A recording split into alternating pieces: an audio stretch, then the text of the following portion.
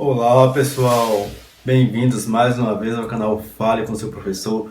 Muito bom dia a todos, né? Estou gravando esse vídeo pela manhã dessa vez, então muito bom dia a todos. E o nosso assunto de hoje são as funções da linguagem, continuando o nosso tema de teorias da comunicação para o Enem, para concursos públicos, né? Os excertos de teoria da comunicação que caem no ensino médio e são cobrados nos exames seletivos. Então, vamos diretamente ao ponto, como sempre fazemos, certeiros. Teorias da comunicação, dessa vez a parte 2, as funções da linguagem.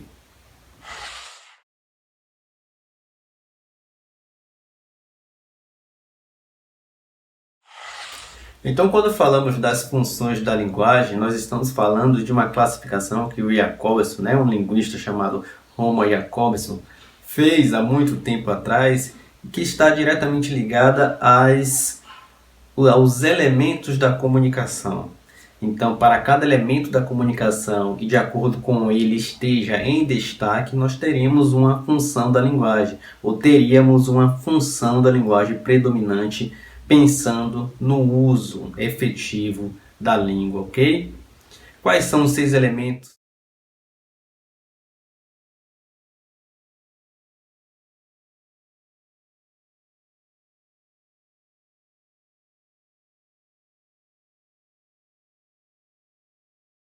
da linguagem, os 6 elementos fundamentais da linguagem, vimos na aula passada. Se não nos acompanhou, volta aí, veja o vídeo de teorias da comunicação, né, a parte 1, ok? Para então retornar a esse vídeo. Então, os 6 elementos da linguagem são emissor, receptor, né, a mensagem propriamente dita, ok?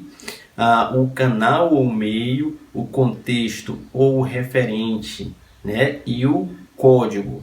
Então, as funções da linguagem estarão ligadas a esses 6 elementos, né, e de acordo com elas estejam priorizando um elemento ou outro, elas receberão uma determinada classificação, uma nomenclatura, segundo Jacobson.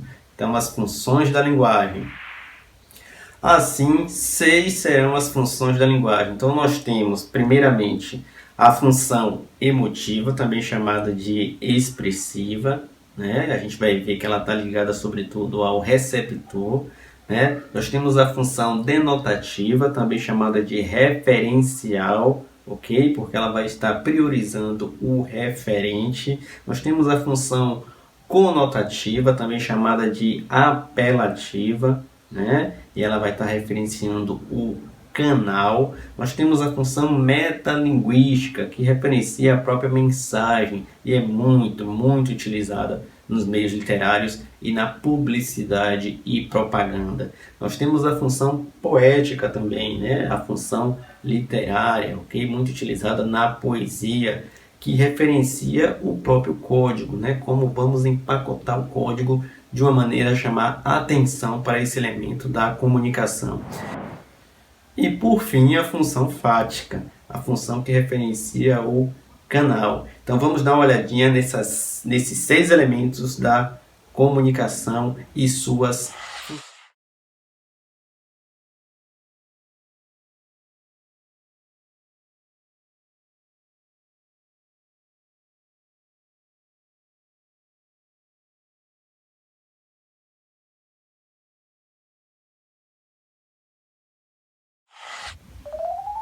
Bom, e a primeira dessas funções da linguagem que temos, né, é a função emotiva ou expressiva.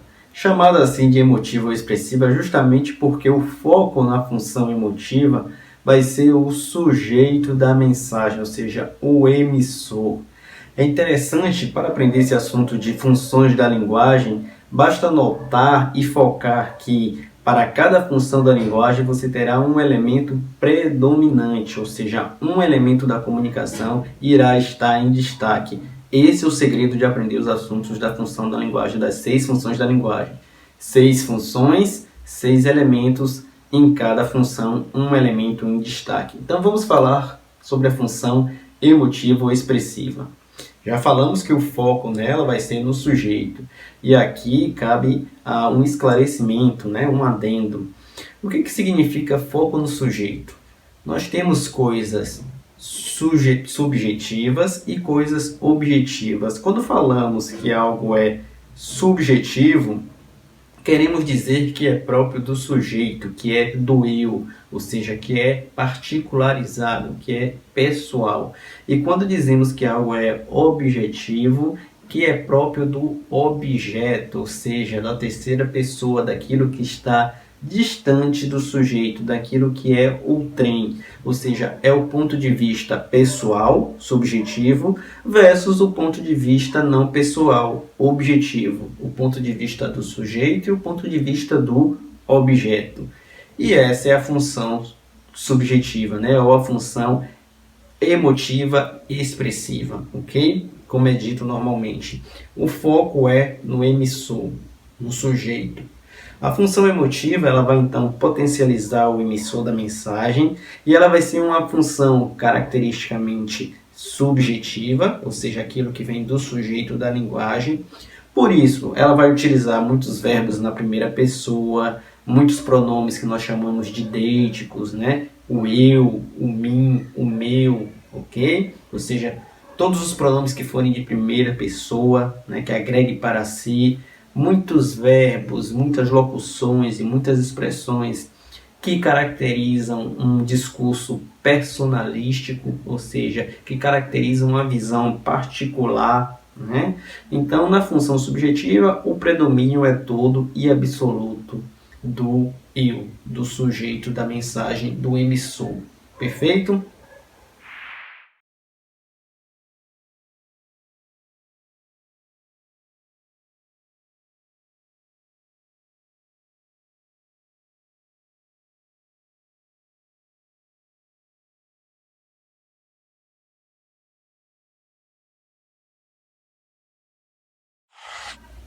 De modo contrário à função subjetiva, a gente vai ter a função denotativa, também chamada de referencial ou informativa. O próprio nome já está dizendo.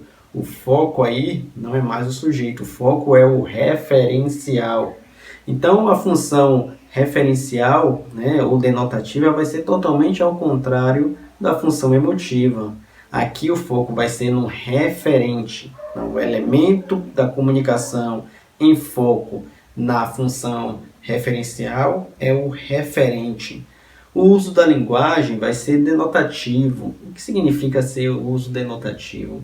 É aquele uso objetivo da linguagem, né? As palavras são usadas em seus sentidos dicionarizados, seus sentidos padrões estabelecidos, ok? A finalidade da função denotativa ou da função informativa é justamente informar e retratar a realidade de modo direto, de modo assertivo, de modo objetivo, né? E sem utilização de figuras de linguagem, por exemplo, ou metáforas, ou da conotação. Então, função denotativa, função focada no referente, objetiva, né? Sentidos dicionarizados da palavra, sem nenhum uso de conotação, né? Utiliza-se apenas de denotação, uso direto, uso assertivo, foco no referente, ok? Então essa é a função denotativa da linguagem.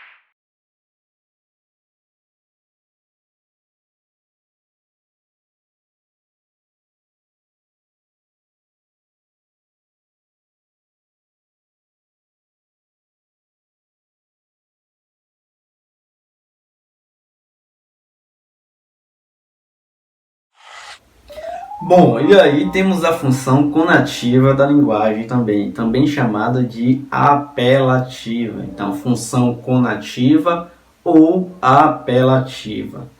Na função conativa, o foco vai ser totalmente no receptor.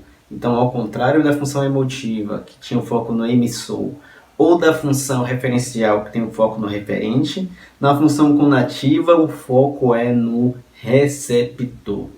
E aí tomem cuidado, porque é muito comum, pelo nome conativa, as pessoas que não gravaram, não aprenderam funções da linguagem direito, associar a canal. Então, função conativa, foco no canal, e não é no canal. O foco na função conativa é no receptor.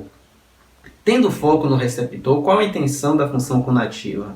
A intenção da função conativa é apelar, persuadir, convencer, influenciar o receptor, ok? Por isso que ele é o elemento em destaque. Então, as características da linguagem usada na função conativa é que vai usar de muitos vocativos, que é justamente o apelo, a chamada, né, ao receptor da mensagem, de muitos tempos verbais no modo imperativo, da ordem, do desejo, do pedido, né? E de palavras de ordem, expressões também, ok? Então o foco é totalmente no receptor e de chamar a atenção do receptor para algo, para aquela mensagem na comunicação estabelecida.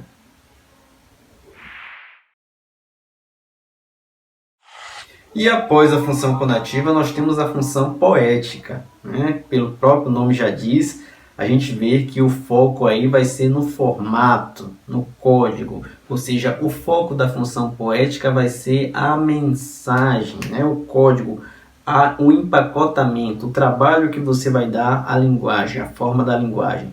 Então a preocupação maior é como vai ser construída essa mensagem, como se vai dizê-la, né?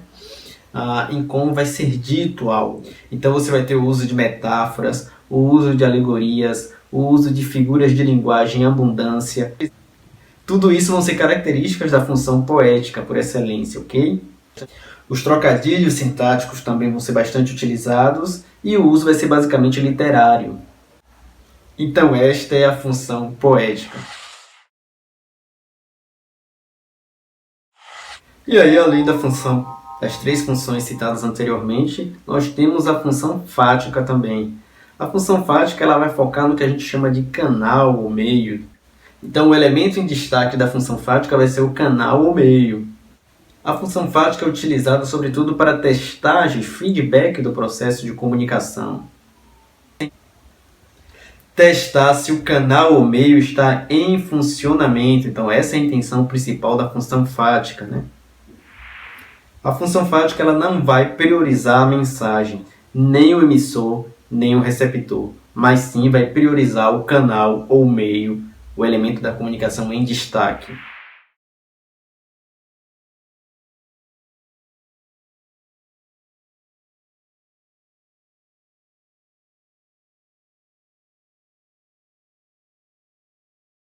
E aí temos também a função metalinguística, uma das mais recorrentes em concursos, principalmente porque é muito utilizada na propaganda, né? Assim como a função poética também, mas a metalinguística ela é muito utilizada em propaganda, na literatura, na linguagem em geral, né? O foco na metalinguística, na função metalinguística, vai ser o próprio código, ok? Então, se o foco na função poética é a mensagem, o foco na função metalinguística é o código, o empacotamento. Não confundir função poética com função metalinguística. As duas têm o foco no que vem empacotado. Só que o foco na função poética é a mensagem, né? Ou seja, a informação passada. E o foco na função metalinguística é o código, ou seja, o formato da mensagem.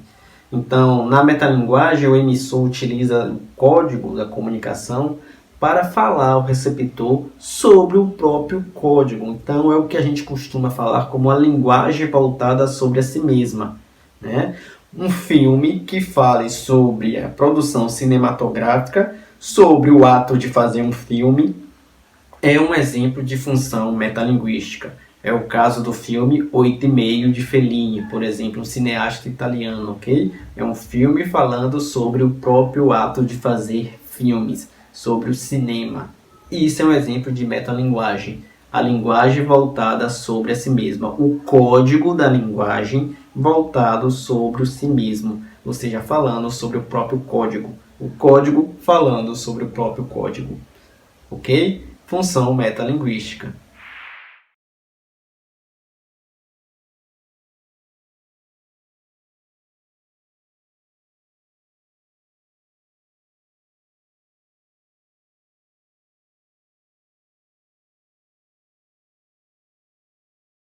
Então, meus caros, essa foi nossa aula de hoje sobre funções da linguagem, né? A parte 2 que faltava sobre os assuntos de elementos da comunicação, teoria da comunicação. Eu dividi em 2 aulas, né, as teorias da comunicação, esses enxertos de teoria da comunicação para concursos, Enem, ok? E nível médio, né? Porque na faculdade se estuda isso de um modo mais aprofundado e com várias outras teorias da comunicação em nível aprofundado. Mas isso só interessa aos cursos de comunicação social, o que é cobrado nos exames de nível médio e mesmo de nível superior, fora da área de comunicação social, é isso que eu estou dando aqui, né? Esses excertos de teoria da comunicação básicos.